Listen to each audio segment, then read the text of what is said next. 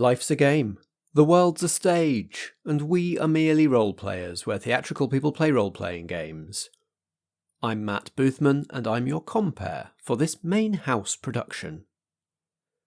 Here on Merely Role-Players, we improvise stories to entertain ourselves, and also yourselves.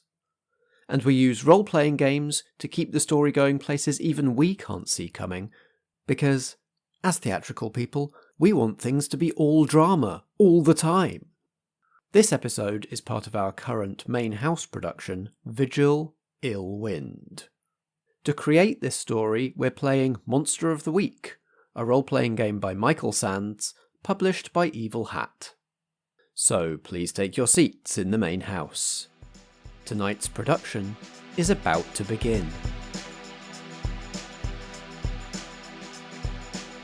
Vigil, a Merely Role-Players main house production. Gwynned, Act 3 of 5. I'm Ellie and I play Peggy Tailor, the Crooked. She's travelled the world for the last 20 years, running impressive cons with her grifter network. The last job, though, it went bad. Real bad. And she's come home to lie low. I'm Nat, and I play Gwynned, the Divine. Gwyn was once a Shieldmaiden of the triple goddess, the Morrigan. After interfering with one of her schemes by rescuing a mortal man, the Morrigan banished Gwyn to live life as a duck in what became Sherrydown's duck pond. Now released from her curse thousands of years later, Gwyn is trying to forge a new life, but is finding it difficult to stay under the radar. I'm Vicky, and I play Renko the Flake. Renko is a doom agent on furlough who was assigned to Sheridan and is now convinced something significant is happening in town. Hi there, my name's Alexander Pankhurst and I play Graham the Summoned. Graham's just your average accountant, who happens to be a demon, and is destined to bring about the apocalypse. An ill wind blows through Sheridan. I'm afraid there's magic in that. Something alchemical. I've got something you want, Peggy, darling. The tip is coming to town, flowing across the ground. All the grass and the asphalt of the road that it has passed across is dead, acid burned.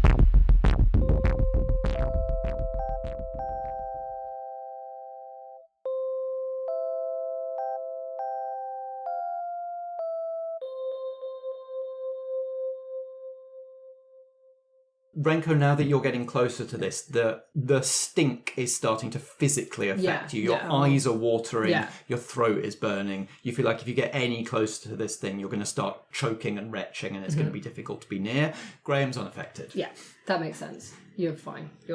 I would like to use one of my tokens to Connect the Dots. To ask if this is connected to previous mysteries that we have investigated.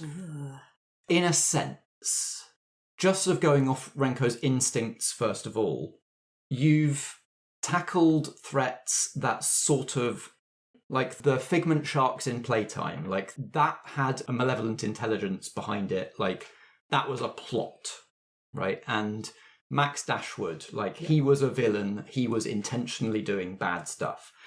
Other stuff that's happened in town, like the bar guest, for example, there was some bad intent there, but nobody intended to summon a bar guest.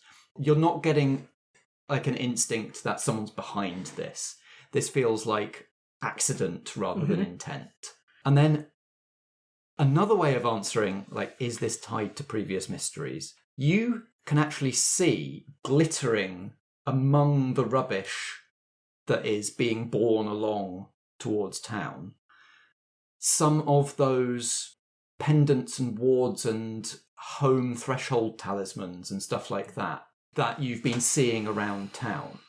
It's connected to previous mysteries in that previous mysteries have made people turn to the supernatural for protection, but people don't fully understand those old ways. You know, there's a lot of forgetfulness in the intervening generations, and it looks like people might have been a little bit careless with some of those items. Yeah, which you shouldn't just throw in your regular domestic bin, because there's not a space for those at the tip. We need to put that in the magical waste bin. We haven't come up with a colour of bin for that. Yeah, exactly. I'd hope purple. So this is an unintended consequence of people going back to these old ways. It's like it's connected to previous mysteries in that there is this snowball effect in Sheridan and, you know, in the wider country spiralling out from here of just like more and more stuff happening because of the last thing that happened.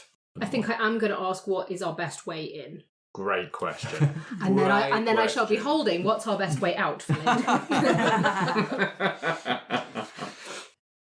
This, let's call it, let's say creature for want of a better thing. Like it doesn't seem like a tide of gunk is moving naturally and it's bearing stuff along with it. It's like this is a creature that is moving with intention.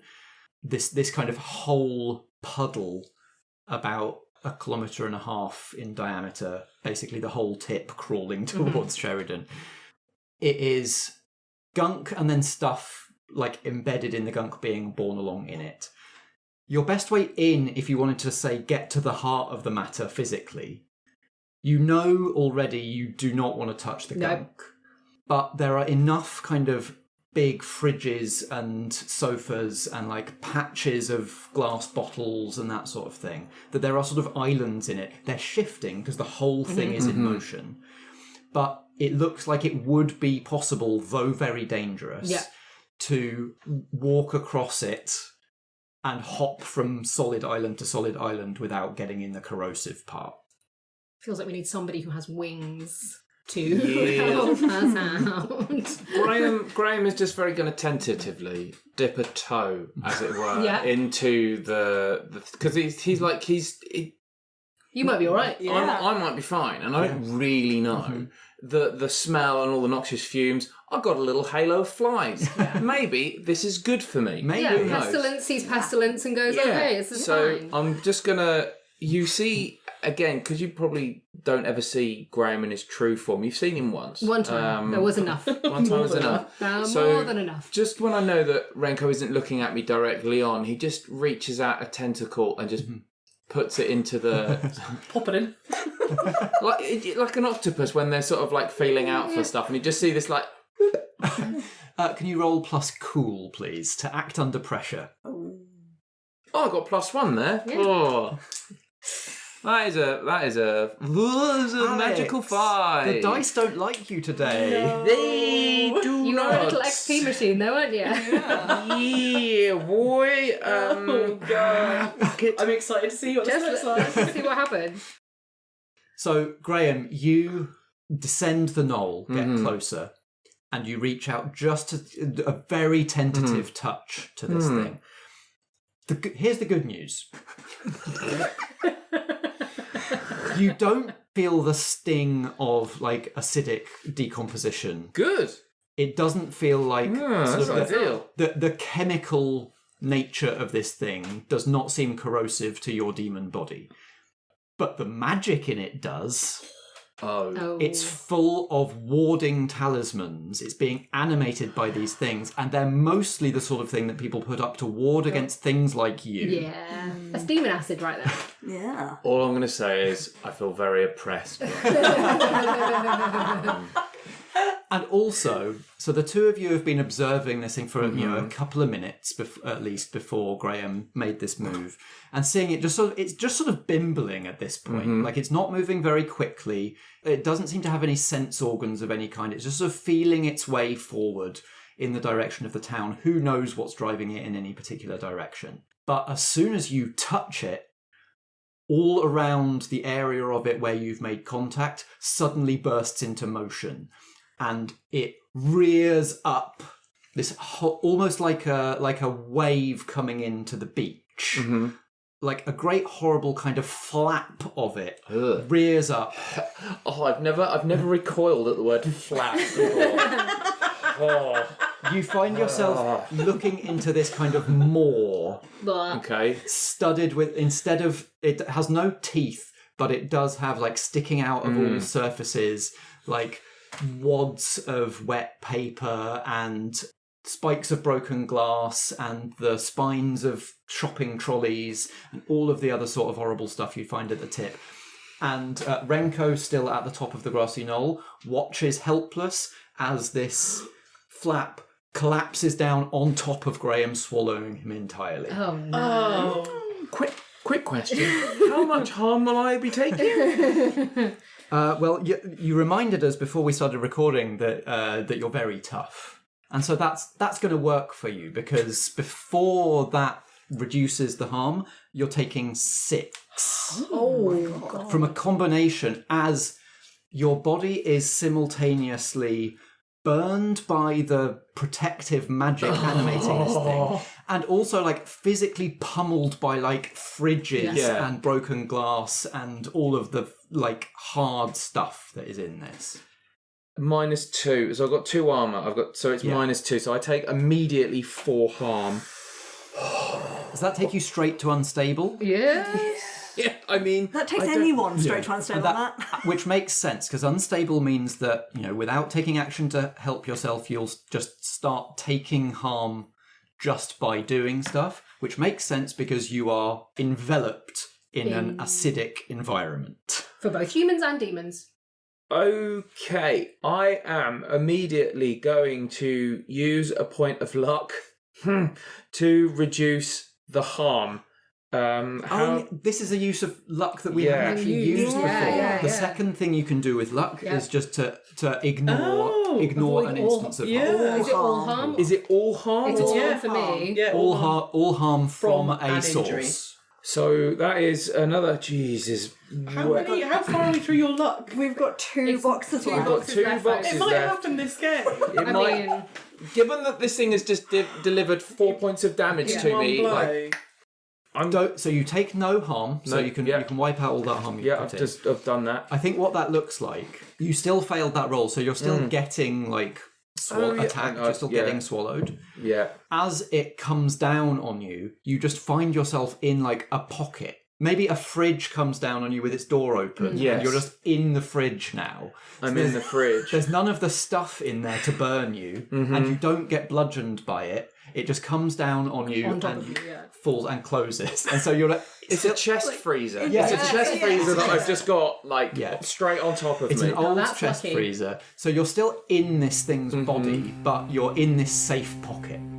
And do you have a new sign of the apocalypse in mind? I think that, given that one of them here is the seas boil, so it doesn't say what seas, and I think I'm kind of in a sea of detritus. Those things start boiling around me. The whole form of this thing starts to bubble. Like Renko, you can see, like I said, this thing was sort of edging forward like at its own pace. As soon as Graham touched it, the whole thing has come alive. It seems angry now. Every liquid part of its form is bubbling angrily. And Gwynned, passing over Sheridan, you see manhole covers start to burst off of streets as something else beneath the streets boils with it. Okay. Actually made a bad situation worse here, didn't we? Yeah. But Graham didn't take any harm. You know, That's good. In many ways, perfect. How close did we say that Renko was to the mass? Renko, I think you were still up on the grassy knoll, right? So Yeah, you've we definitely got close enough to touch it. up there with the minibus, so you've got a little bit of height.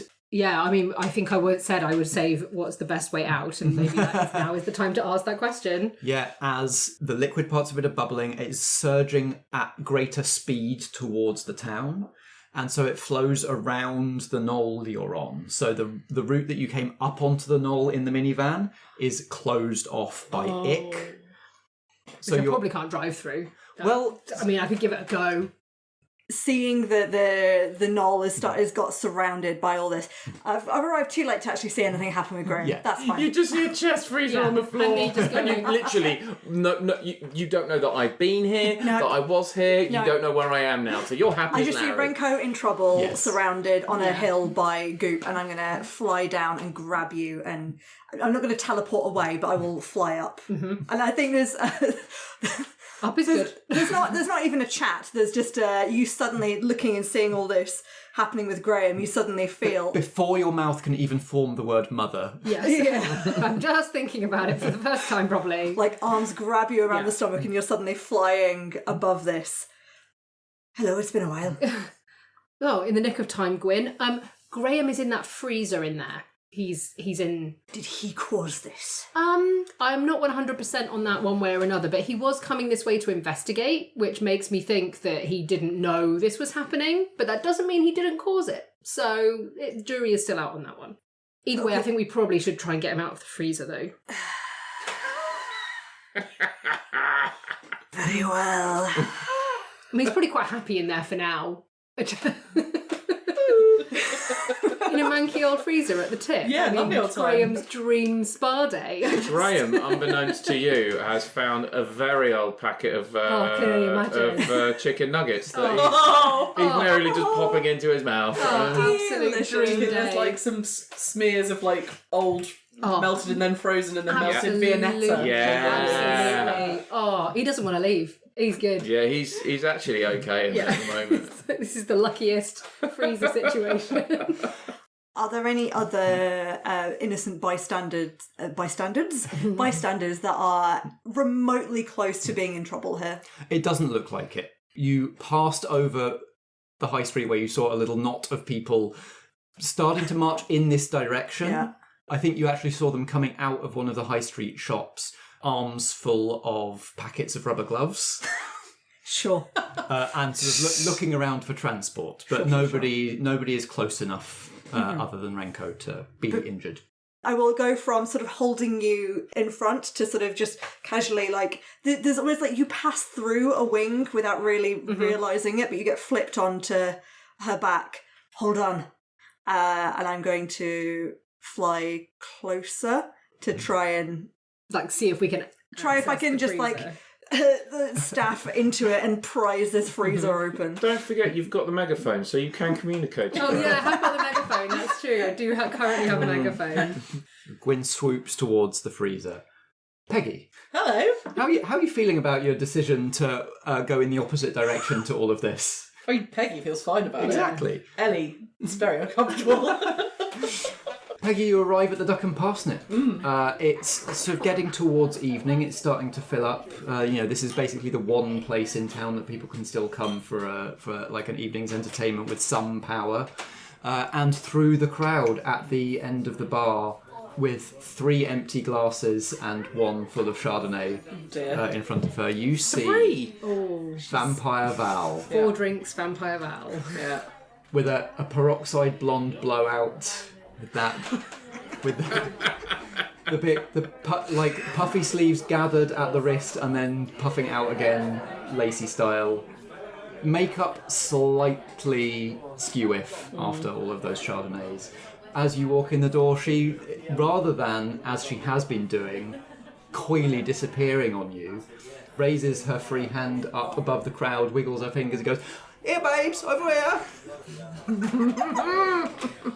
Peggy winces slightly, but then puts a smile on and strides on over.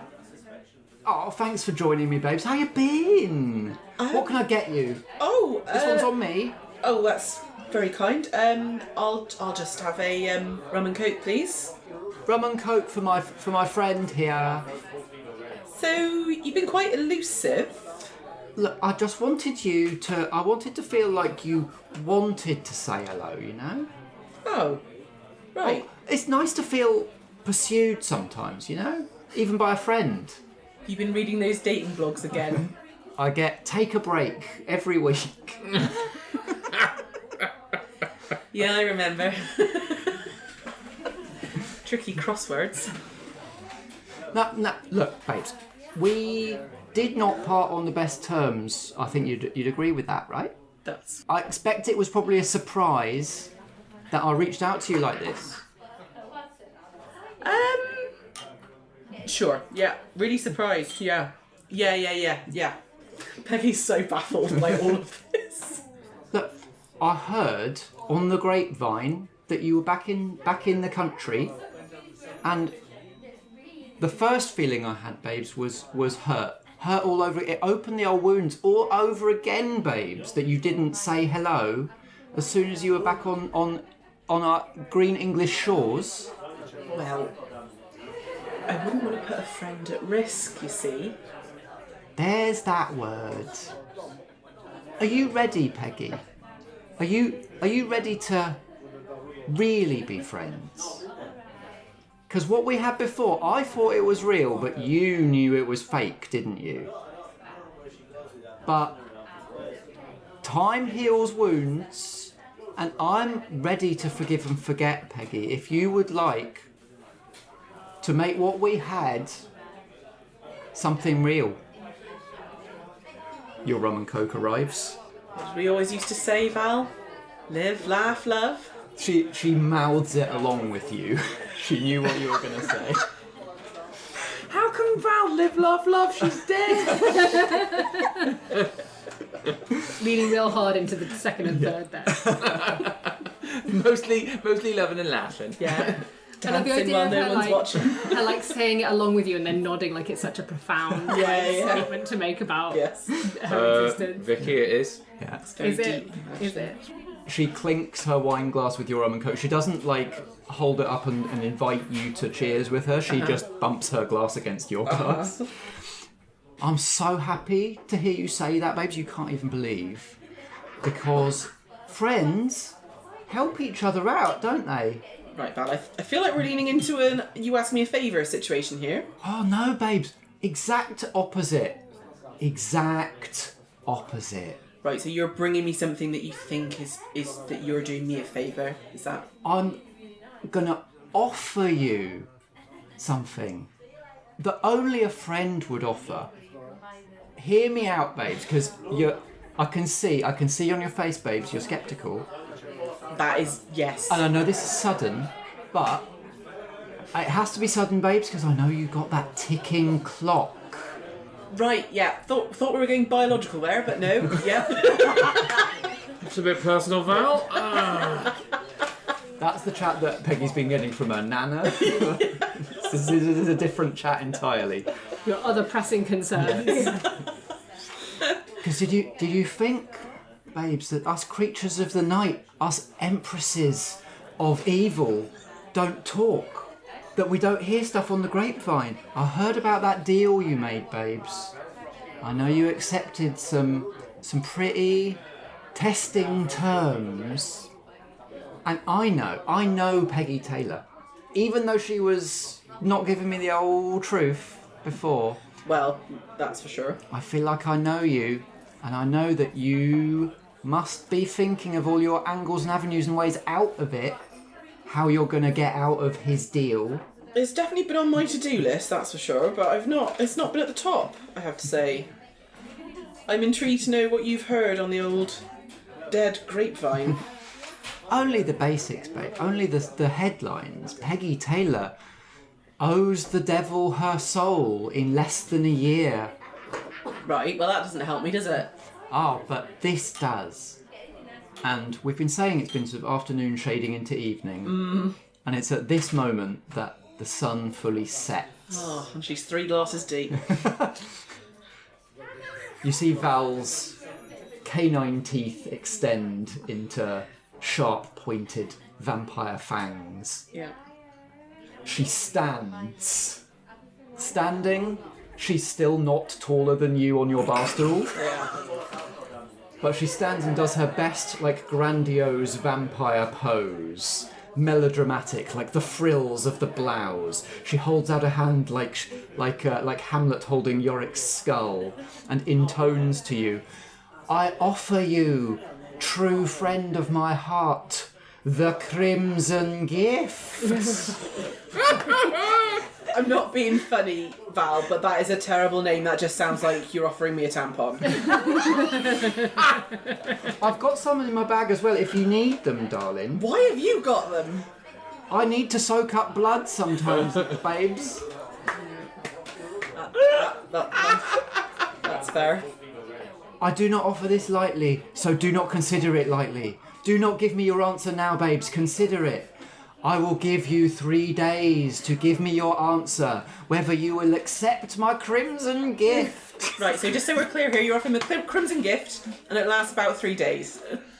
No, babes. You've got 3 days to decide, right. And if you say yes, I'll turn you into a vampire. Oh! And that means that you don't owe the devil your soul anymore. I'll have it as your sire. Right. It's a loophole, babes. Oh, what a choice. Wow, a loophole. She puts a finger on your lips. You can taste the Chardonnay. Why is it on her finger? It's everywhere, Alex. It's everywhere. Did some finger swirling. Oh. Stop fingering your wine, woman. Seduce the locals. I said do not answer now, babes.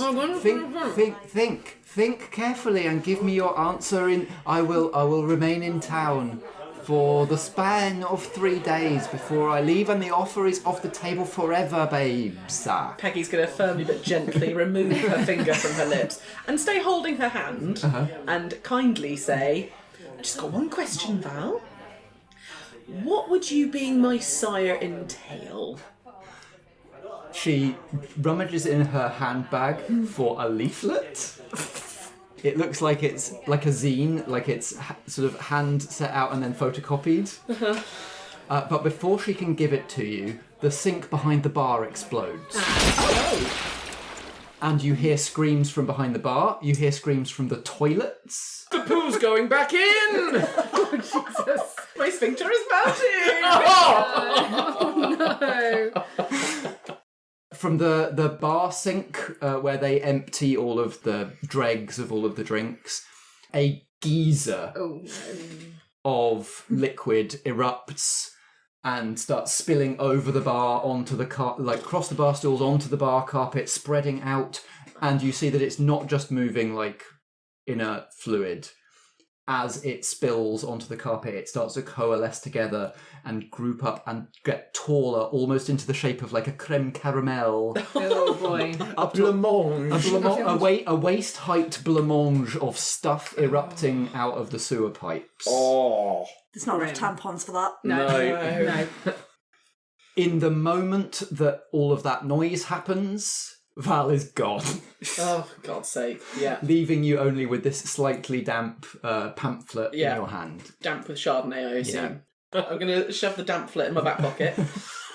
Everybody's pulling back I was gonna say, to the extremities of the wall. Have people been hit with the stuff? It looks like Will, Jess's dad behind the bar, These poor people. has been lightly splashed. It's harder, in that limited space behind the bar to get out of the splash zone. People by the bar, a couple of people who were like barflies sitting at the stools. Yeah. You can see like some clothing has been burnt away, and you can like hear some screams of pain and sort of bubbling and that sort of thing. Most people have pulled back to the walls or like are starting to spill out of the exits already as this blancmange in the middle of the carpet starts to wobble in various different directions, almost like it's sort of scenting and deciding where to go.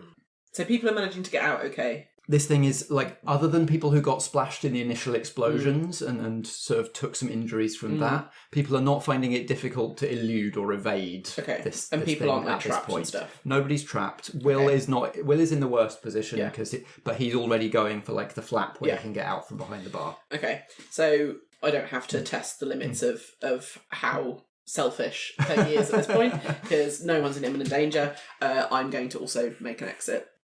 Because there's panic and there's crowd and there's only so many exits, and sort of where you were at the end of the bar with Val, you are going to have to kind of skirt this thing to get to a decent exit. Just give us a roll plus cool and act under pressure. Oh, it's a 3 and a 2 plus 1, so that's a 6. That's a 6. Oh dear. Oh dear. But I don't want to start getting harm at this point because I feel like there's going to be a lot of that later. So I'm going to take luck. I reckon I can get up to my room and then out the back exit. Great, yeah. You've been staying here, you know the back ways. Yeah. You can get up those stairs and then either out the window or out a back exit or something like that. Yeah. Peggy gets away clean. As you get out into the open, you can see people spilling out of other buildings, like perhaps this is not just limited to the Duck and Parsnip, but is maybe happening in other homes and businesses too. Great. High in the stinking air. Mm-hmm. I don't know if there's any sort of strips of fabric coming off Gwyn that Renko can sort of put over your nose and mouth. Myself from the stench. Hopefully that will help. I don't know. But yeah, I'm just going to fly down towards this fridge and trying to use my quarterstaff to kind of lever it open. Great. I think this is going to be a protect someone roll, which is a plus tough. Which I think that's pretty Great good. result for Gwen. Usually in my wheelhouse, but the dice may have other decisions. The dice have other decisions. Well, no, it's still a 7. It's a 7. Okay. What it means that this is a mixed success rather than a full success is that you can't do this as a flyby, right? You can't swoop down in one fluid motion, flip the lid open and grab Graham out and fly away. Sure. You have to land. Oh. So you're going to have to land on the freezer. I've got a Renko. I need you to put me on the top of the minibus. Yeah. Or, on some nearby island of stuff in this boiling sea in order to get the leverage to get the freezer open and get Graham out. You can do that and you do it and the freezer pops open and the smell of old chicken nuggets joins the general miasma. A cloud of flies out of the freezer and forms into the shape of a haloed crown as Graham sits up out of the freezer. And now that you've landed and started sort of swinging things around and popping that freezer open, there is movement in the mass where all you've really seen so far is like perambulation, like it's a big flat puddle and it's been moving. Parts of it gather together into some sort of like limb or tentacle or mound and take a swipe at you, Gwyn, for 2 harm. Reduced to 1. It's just like a swipe as you're flying by. You could have avoided this if you were able to do it as a swoop. Yeah. Just because you had to land to get the leverage that it's able to reach you to hit you with this. She would have gone to do a flyby, noticed how dangerous it would be. Because this is still relatively quick at the speed that she can fly, dropped you back off on top of the bus, and then gone to the freezer, landed on it, flipped it open. Yeah, if that thing like has swiped at her leg, as she's distracted by the halo of flies that you've got just kind of coming into my face, I guess I would swing round and kind of just give it a sort of an offhanded beat with the quarterstaff to see what that does. Roll kick some ass. It's plus tough again. Come on. I like it. A 12. As you take this swing, you can see sort of this pseudopod has swiped at you. It's given you a bit of a smack on the leg. It's done some damage. Now that sort of whatever kind of intelligence this thing has, that was kind of exploratory. It was instinctive. Now that it's swiped and the threat has not gone away and the threat is winding up to attack it back, you see a bigger swell of stuff coming together, currents, almost like a whirlpool that then rises up, forming this kind of towering pillar of waste. Great. That pseudopod that hit you before was mostly just like tissues and liquid and horrible, nasty ick. This tower that it's rearing up over you has got like shopping trolleys and other like hard stuff in it. Yeah. Bits of masonry from DIY waste. So this one's got a bit more heft. Great. Yeah, this is great decisions. I've made great choices. I'm going to go for I suffer less harm in this situation. It will take 4 harm, holy fire. Ooh. 4 harm from you as you deal a mighty blow with your holy flaming quarterstaff. Holy flaming quarterstaff. As the staff comes down on it, you're seeing sort of this kind of reforming moment to moment. This whole thing is shifting. Yeah. As the staff comes down on it, it shifts some of the bulkier debris into the path of the blow to shield itself, to absorb some of that strike. So it takes 2 damage rather than 4. Okay. So this would have been 5, minus that from kick some ass and minus your armour. Okay, yeah. She sort of spun to sort of give it a whack with the butt end of the quarterstaff, but in doing so sees that big tower coming in and is able to use that momentum to step out of the way, grab Graham's hand, tentacle, just a chunk of Graham, and I would love to like start flying away, but maybe, I mean, Graham's heavy, I guess. I probably can carry flying, but heavy. You have enough carried that- me before. You have done before. Yeah, it was very unpleasant. Yeah, you didn't like it. Yeah. And in fact, flying away is your only choice, because doing this, like the shifting sands of this thing, you no longer have a perch. Yeah. As soon as these 2 attacks have connected, you on it and it on you, and you've got Graham, the ground is giving away beneath your feet and attempting to like tip you into the corrosive goo.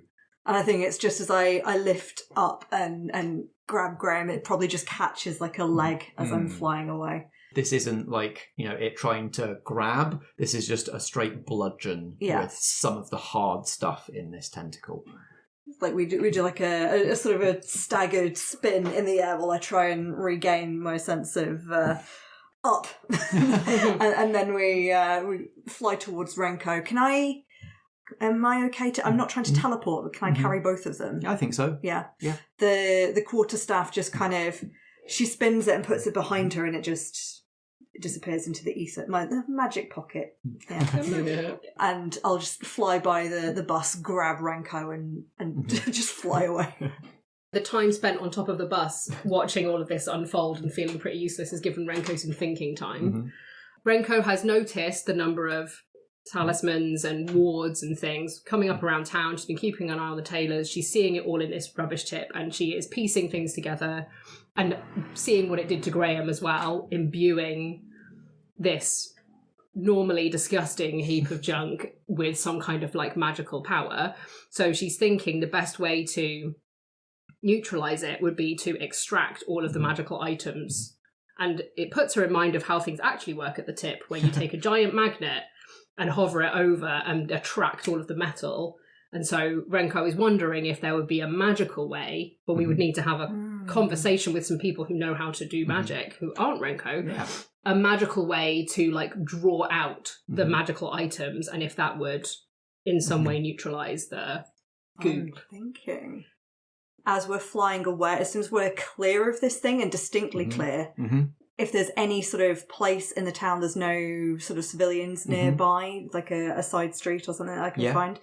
Because I think it's just going to be a land in the street, and it's just a flurry of feathers lands, and in that flurry of feathers, Renko has appeared very delicately and gently next to Gwynned, but Graham has been hurled into the nearest wall. Yeah. And then, like in a horror film, as soon as you kind of look up slightly, Gwynned has gone from standing about 15 to 20 feet away from you to being right up in your face. What have you done?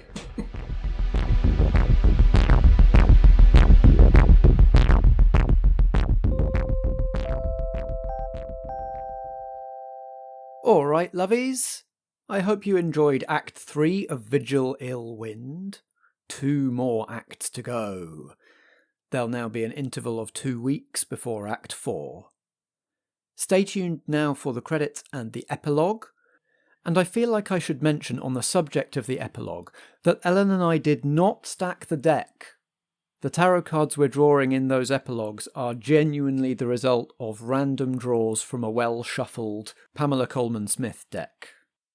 But just before those things happen, I just want to tell you about another sort of merely role-players adjacent thing that you can enjoy if you want to. Over on foggyoutline.com, I have started playing some solo role-playing games in a text format on the blog there. Starting with Outliers by Samantha Lee, published by the Far Horizons Co-op. Outliers is a game about weird science. It's for fans of Carlos the Scientist from Welcome to Night Vale, for example, Although my character is not a full-fledged scientist yet, just a research assistant who's doing their best but might be slightly out of their depth. I'm publishing my playthrough of Outliers under the title Camera Obscura, and you can find that at foggyoutline.com/serials. That's it for this week. Enjoy that during the interval, but first, here come the credits and the epilogue.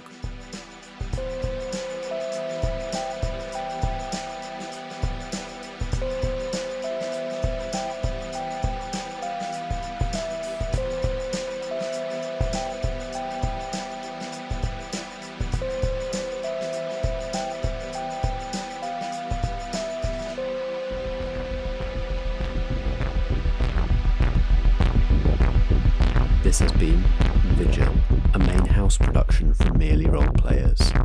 It stars Ellie Pitkin as Peggy Tailor, Natalie Winter as Gwynned, Alexander Pankhurst as Graham, and Vicky as Renko, with Ellen Gould as Jess Butterworth. I'm Matt Boothman and I play the supporting cast. Editing and sound design are by me, and the theme music is by Alexander Pankhurst. We were playing Monster of the Week, a role-playing game by Michael Sands, published by Evil Hat Productions.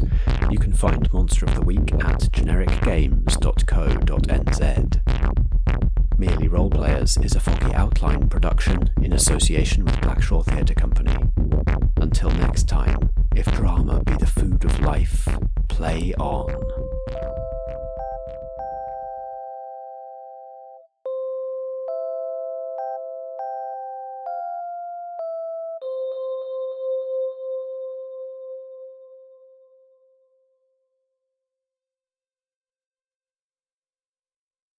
Okay, Kit.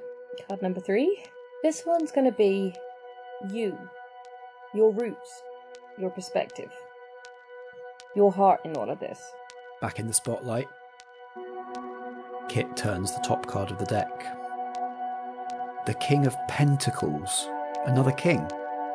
This one's upside down. Yeah, reversed. King again, Kit. I don't know if this is how you see yourself or how I see you, but... No. I'm not establishment like that. No, but look at him, Kit. He's not establishment. He's not like the royals. He's bedecked in vines and armour. A castle behind him. I think that castle's this place. Kit shudders a little at that. But look, it's behind him, Kit. He's not in it. But if that's this place, I'm back here again. It's not behind me anymore. But last time you were trapped, and maybe what this card is saying is that this is a passing moment. It's a memory. And if you deal with it, you can be free again. But there's more to him, if you're prepared to hear it.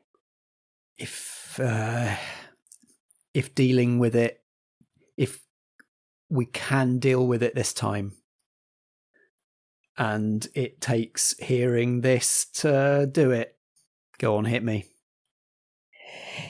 Well, the King of Pentacles reversed. Traditionally, he's about a lack of self-discipline. He's about vice. He doesn't understand the difference between strength and power. And he lacks impulse control, self-discipline, self-control, and is always grasping onto something, searching for something. Now, you say lack of self-discipline and poor impulse control. I say freedom. Isn't that what both of us have always wanted? Just be able to do what we want, not what other people tell us we have to. I mean, sure, in a dictionary, Kit, that's what freedom means. But it comes with agency. It's not just being a ball of power and destruction and mayhem in the world. It's having the choice to make better and do things differently. And do you know what I'm trying to say? Doing everything I want to do whenever I want to do it always sounded like the ideal life existence. but it's not as fun as I want it to be. Because doing whatever I want to do, I think it's changed how you see me. There was a ghoul pretending to be me, and it told you in my voice that it was going to push you down in your own mind, take you over and live your life for you while you watched. And it was holding me away, but I could hear it talking and I could still feel what you were thinking. And you believed it. You believed it that I would do that to you. And that fucking hurt. And I blamed you. Just doesn't say anything for a second. Just keeps his eye contact. Kit, maybe a month at most before that day, you did take over my body, my brain, to achieve whatever your own aims were. And I still haven't forgiven you for that. And then I was so angry. Can you imagine how easy it was for me to believe that ghoul was you, and that maybe the reason that you'd done that to me on the platform was perhaps because you weren't who I thought you were? Because that was easier. It was easier to believe that you were actually a horrible, evil entity right from the very beginning than it was for me to believe that my friend would do that to me. I did it for another friend. That's all well and good, but I was powerless, I had no knowledge, and you did it and then abandoned me. Maybe what this... He looks at the reverse King of Pentacles deeply. Maybe what he's trying to tell me is vice and self-control and all of that.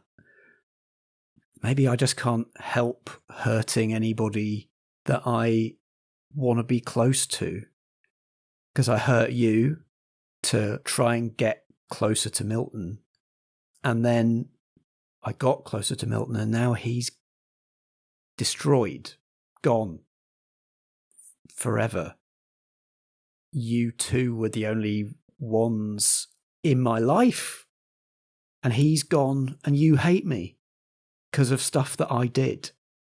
Kit, I don't hate you. I don't. I'm angry, but I don't hate you. I can't hate you. And I think to say I can't be close to anyone because maybe that's just who I am, that I hurt people I'm close to, that's lazy. Really lazy. Because maybe if you talked to someone like me, maybe if you told me what was going on, if you told me your history, I could have helped. And I'd have understood how you were feeling. And you wouldn't have had to just take control or act out on your own. Because that's how you hurt people. When people don't understand. When you do things, I don't understand why. Maybe it's the opposite then.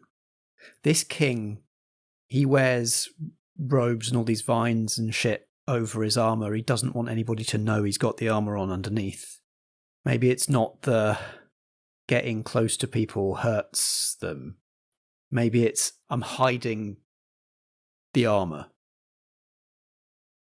I should just get rid of it. Yeah, I think you're right.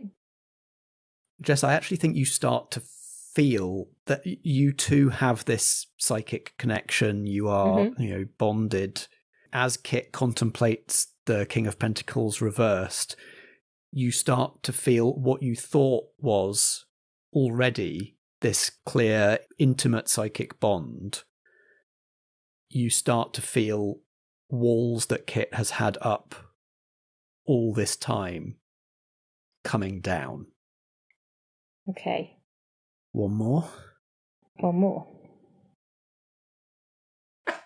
How do you solve a problem Like Graham in a fridge. We said this isn't the musical episode. And that's why I didn't sing it. Yeah. Peggy, give us your answer too. Didn't eventuate. Still Not the time. musical episode. Yeah, good point. Good point. Sorry. 3 days. Foggy outline. Undivide your world.